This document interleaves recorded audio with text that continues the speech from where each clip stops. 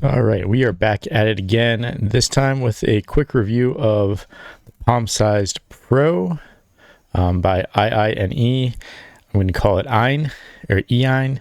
Probably just going to call it IINE. We'll do an unboxing here and a review. You can see in the top left there some of my other controllers I've reviewed. 8-Bit Do, 2 CRKDs.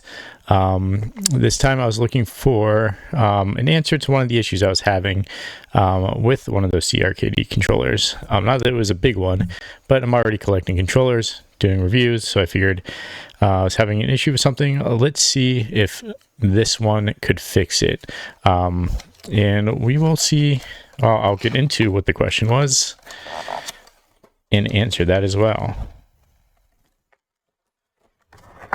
So there it is. I went with the retro design,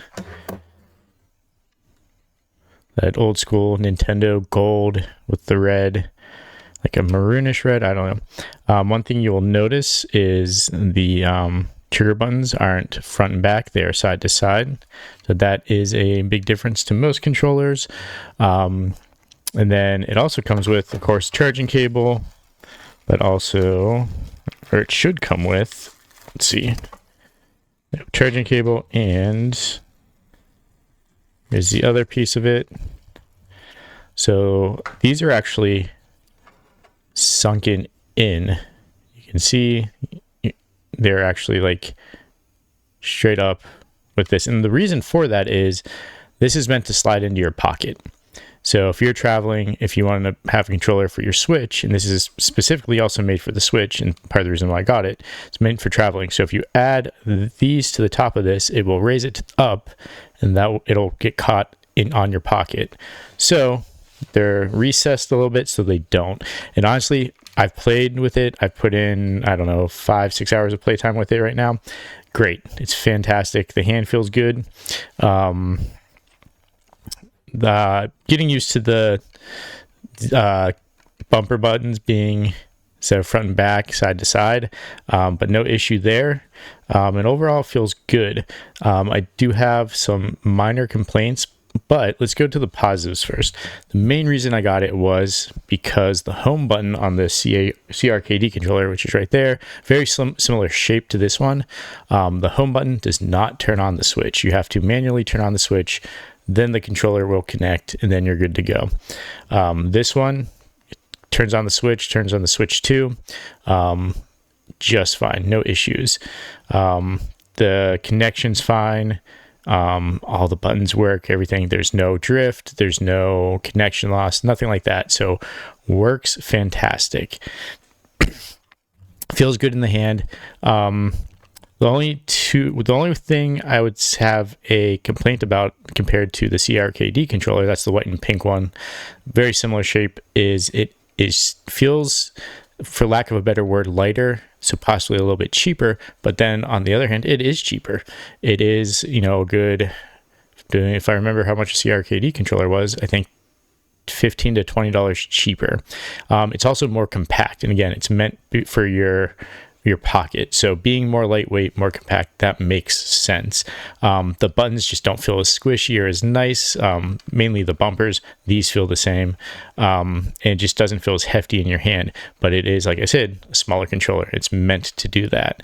And at a price point of, I think this one was $27 after taxes. So like, it was the right price, right? It's not too pricey. The only other real complaint I have about it is the rumble. It's a little, I don't know how to explain it. I'm used to like the haptic to like the PS5 rumble, so I'm a little jaded when it comes to other ones. But it can be a little rough. Like it buzzes. It is loud. It is like it feels like the whole controller is going to buzz apart.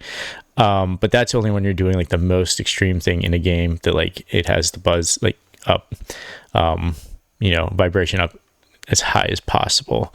But it's like so high that when I'm streaming, sometimes the mic is picking it up, which none of my other controllers do that. But I mean, overall, fantastic controller. Loved the design. I love the retro look to it. It comes in a lot of different colors. And then the ease of like getting it to turn on the switch. And again, that's the main reason I got it, so I can turn on the switch. I don't have to keep standing up.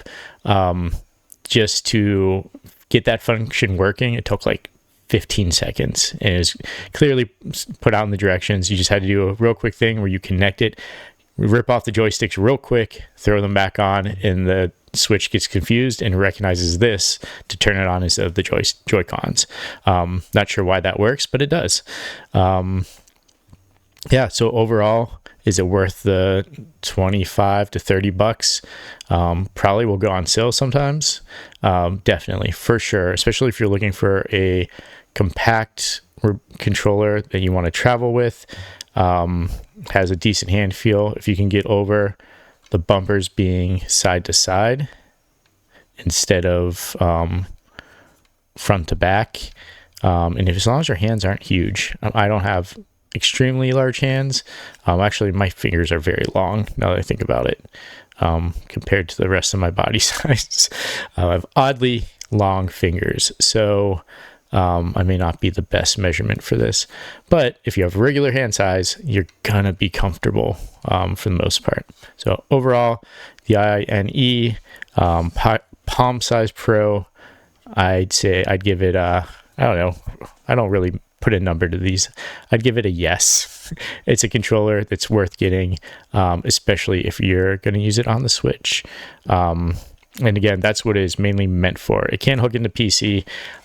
It would not work on PS5. I'm not sure about Xbox. Did not look into that. But that is it. That's my review. Till next time, check y'all later.